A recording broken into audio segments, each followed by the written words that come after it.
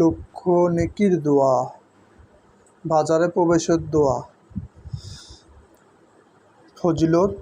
রাসূল সাল্লাল্লাহু আলাইহি সাল্লাম বললেন, যে ব্যক্তি বাজারে প্রবেশ করে উক্ত দোয়া পড়ে তার জন্য আল্লাহ তাআলা তার আমলনামায় 10 লক্ষ নেকি লিখে দেন, 10 লক্ষ পাপ মাফ করে দেন, তাকে 10 লক্ষ মর্যাদায় উন্নতি করবেন আর তার জন্য জান্নাতে একটি গৃহ নির্মাণ করবেন।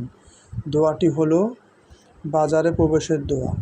লা ইলাহা ইল্লাল্লাহু ওয়াহদাহু লা শারীকা লাহু লাহুল মুলকু ওয়া লাহুল হামদু ইউহয়ি ওয়া ইউমীতু ওয়া হুয়া হাইয়্যুন লা ইয়ামুতু বিয়াদিহিল খায়রু কুল্লুহু ওয়া হুয়া আলা কুল্লি শাইইন কাদির।